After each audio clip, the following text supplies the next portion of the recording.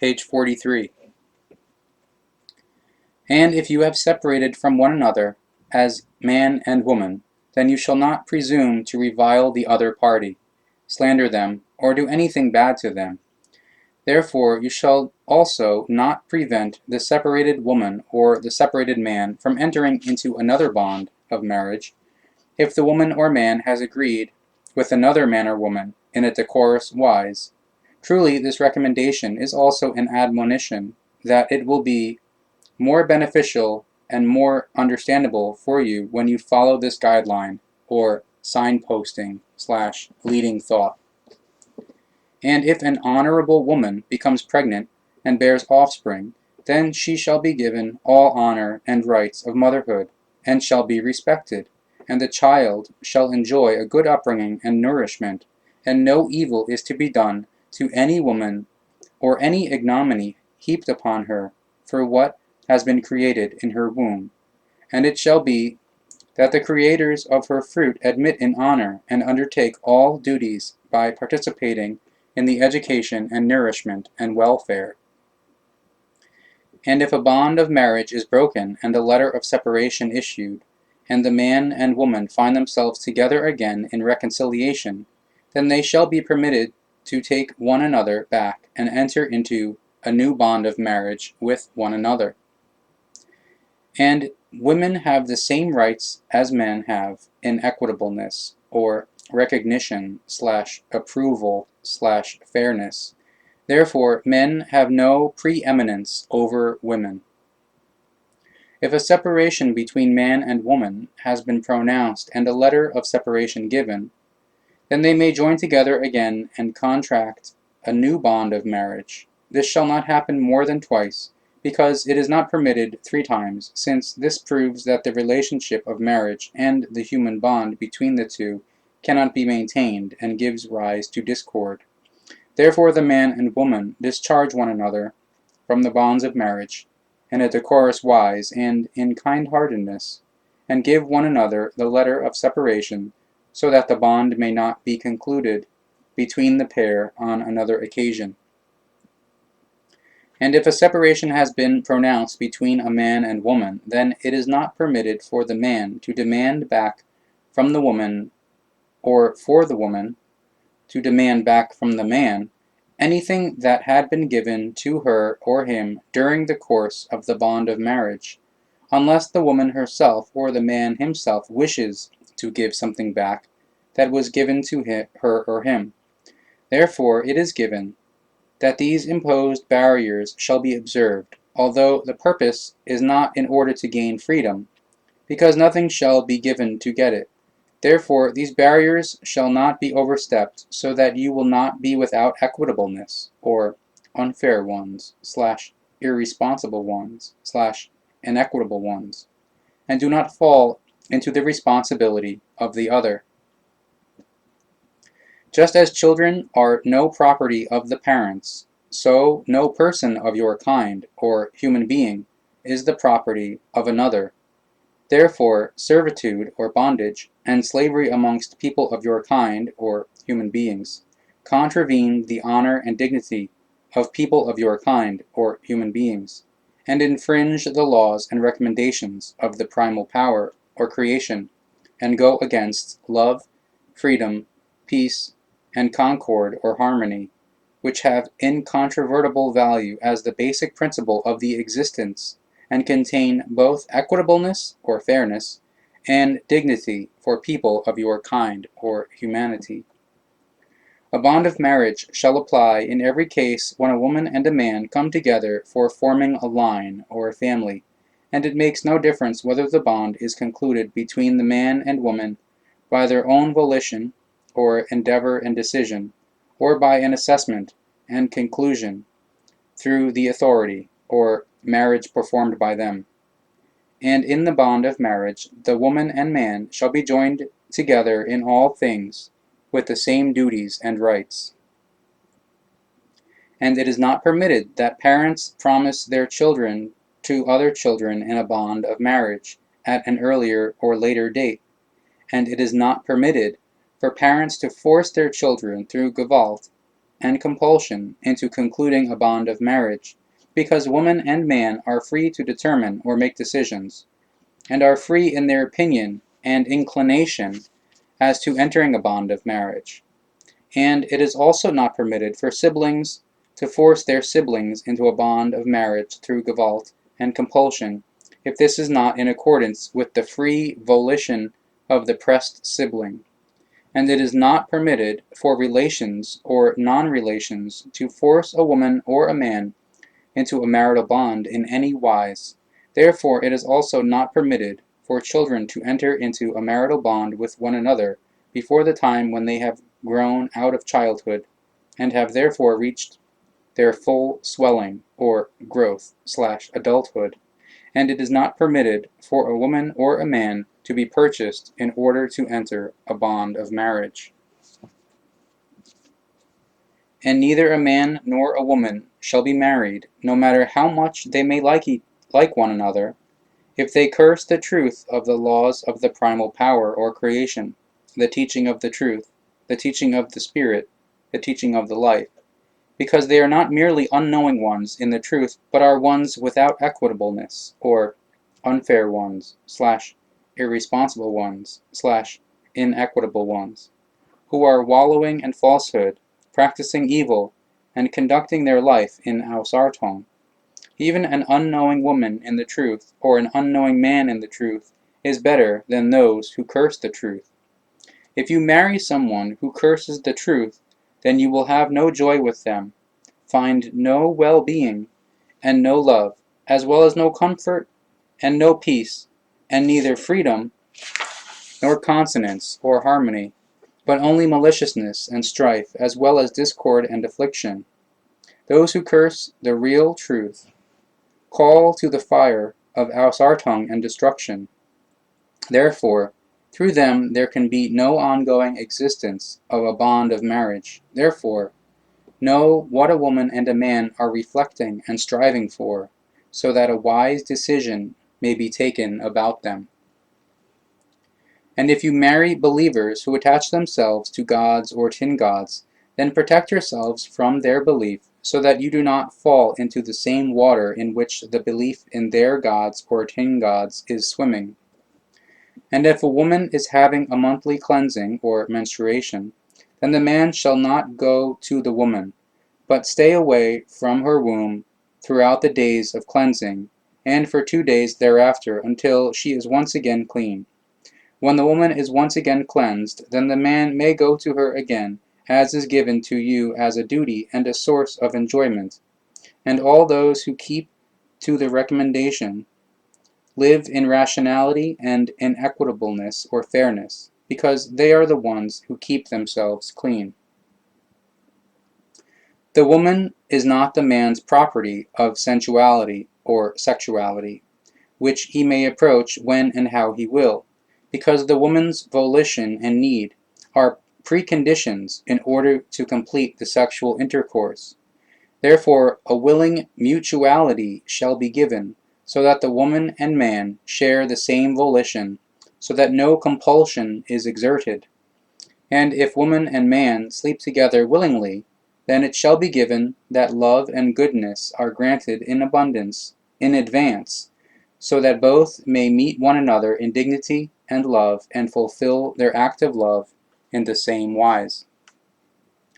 And a bond of purely same-gender concordance or partnership is permitted, thus between woman and woman, and between man and man, so that they live together in communality with equal rights in all things. However, the bond between man and man shall be such that they do not change their appearance or nature in order to be able to bear children, so that they do not violate the laws and the regulation of the primal power or creation. And in same gender concordance between partners, it is permitted for sensuality or sexual doings to take place, as with heterosexual concordance. And it is permitted to the woman as well as to the man to bestow pleasure or satisfaction, i.e., self-gratification,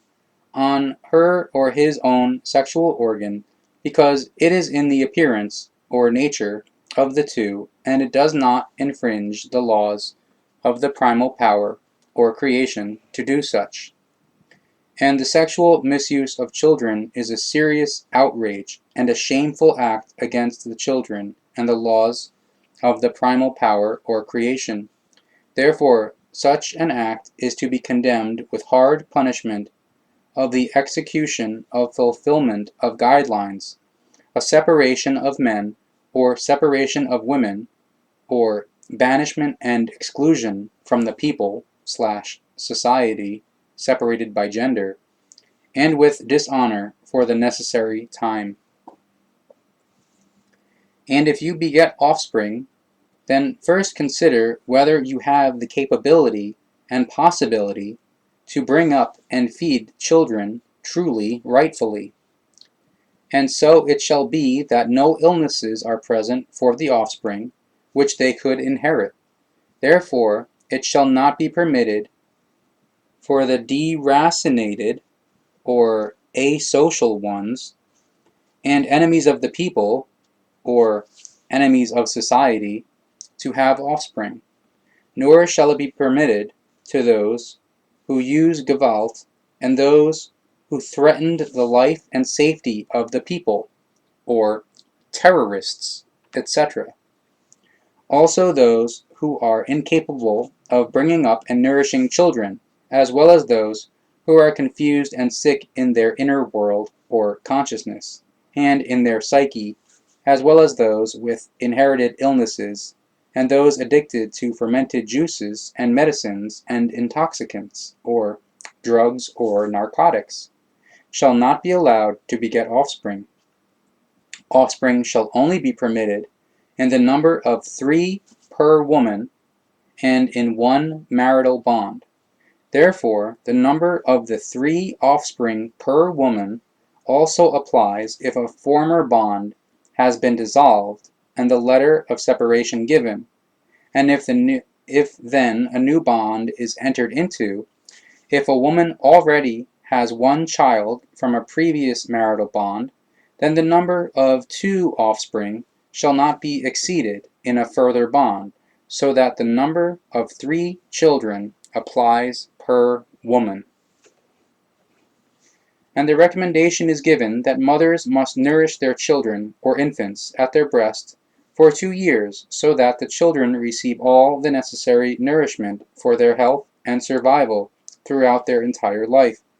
because the mother's nourishment is of great importance. And the begetter of the child shall be obliged to provide for the child's mother and the child's nourishment and clothing in accordance with the customs and habits of the people in question. However, the father of the child shall not be imposed upon beyond his ability, so that he can carry out his duty in honor and dignity. Therefore, the child's mother shall not allow the father to suffer, nor her child, nor shall the child's father allow the mother and the child to suffer. And the same thing applies to the godparents and the siblings and relatives, or other wardens and the heirs. If the mother and father decide for whatever reasons in joint agreement regarding the health of the child or of the mother, and following good advice that the child shall be weaned off the mother's breast,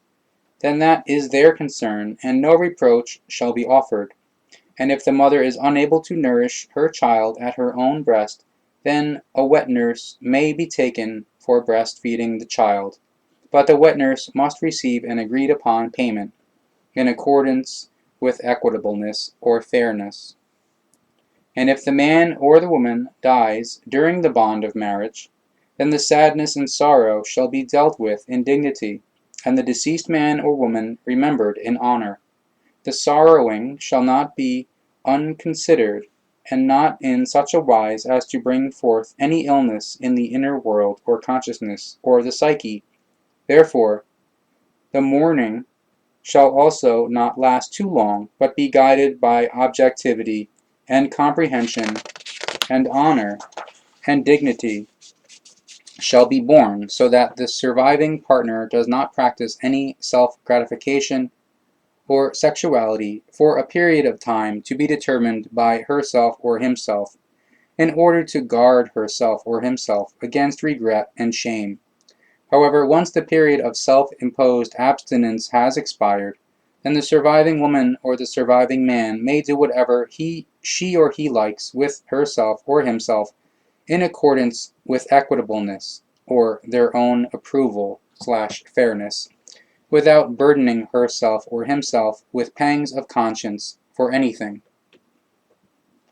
And it shall be a matter of decency and honor and respect that the surviving man or the surviving woman waits 24 months before contracting another bond of marriage. However, it is not beneath dignity and honor and respect to think about another woman or another man during the 24 months, and to maintain a friendship with him or her with the intention of entering into a bond of marriage. However, during the waiting time of decency and honor and respect, do not secretly conclude an agreement for a bond of marriage, because this is not seemly. If you do this, however, then you are putting yourselves in ignominy and disrepute. Therefore, do not decide on a bond of marriage before expiry of the bidden time, so that you will stand in honor and dignity before the people of your kind, or human beings. Therefore, you shall think about guarding yourselves against contravening their recommendation. Then know whatever you do and omit, the ones without equitableness, or unfair ones/irresponsible ones/inequitable ones, and the unknowing ones in the truth, are not forgiving and not forbearing. It will not be counted against you if you separate the man from his woman and the woman from her man, if you do not consummate rightfully, or not sexually unified, and do not touch one another. But if you do not separate because of this, and therefore stay together, then you shall remain in honor and dignity of one another, and take care for one another in all things. And you shall take care in accordance with the extent of your wealth, the rich according to their kind, and the poor according to their kind. This makes the support as it should be, and this is the duty of the righteous ones, or conscientious ones. And if you separate before you have touched one another, but after you have jointly created something and have amassed wealth together,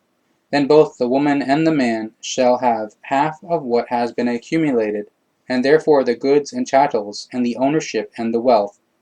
But that which the woman or the man brought into the bond of marriage as a dowry shall remain their personal and undisputed property, unless the woman or the man voluntarily surrenders her or his own dowry in whole or in part in favor of the other party. Always remain close to righteousness, or conscientiousness, in your decrees or instructions and regulations, and do not forget to do one another true good, even if you have separated from one another. And those of you who die and leave a woman or a man behind shall take care during your life so that the surviving partner, the woman or the man, will be provided for, or money/wealth, in new times also a pension, for a long time, so that the requirement for life and housing will be secured. They shall, however, not be rebuked if they want to bear the responsibility for providing for themselves, and therefore make arrangements for themselves, if they do this in accordance with equitableness, or their own discretion and fairness and power. And those who have separated from the bond of marriage shall not be provided with any support, because each one goes their own way, woman and man. Therefore they are responsible for their own upkeep in the entire extent or scope, and neither the man shall pay for the upkeep of the woman, nor the woman for the upkeep of the man. If children have come forth from the bond of marriage, then the separated persons are equally obligated to pay for the upkeep of the children, therefore the mother by half and the father by half, because in no case shall only the mother or the father be responsible for the living costs and upkeep of the children, by means of which one parent would obtain benefits and advantages from the other. And if the mother or the father refuses to pay his or her half of the support for the children, then the legal process shall demand an accounting and half of the support for the children from the fallible mother or the fallible father. And if the fallible mother or the fallible father refuses, nevertheless, to uphold his or her duty, then the punishment shall be the fulfillment of guidelines in isolation from the people or society until the children have grown up or to adulthood, and the fallible one who acted in this wise shall be paid for the work they will have to provide to the extent that half of the support for the children is assumed, and their pay shall be given to the parent who was in charge of the children's upbringing and upkeep, and the children shall spend a certain number of days with the mother and a certain number of days with the father for their upbringing and upkeep, because the children shall not be split between the parents in such a wise that any rejection or growing apart results. Therefore, man and woman shall go their own ways in the separation or divorce of their bond of marriage, and be responsible for their own upkeep to the full extent or scope, and accordingly half the upkeep of the children, so that neither party, woman or man, suffers disadvantages from the man paying to support the woman or the woman paying to support the man, because even when the bond of marriage has been separated, man and woman have the same duties and rights, both as man and woman and as mother and father.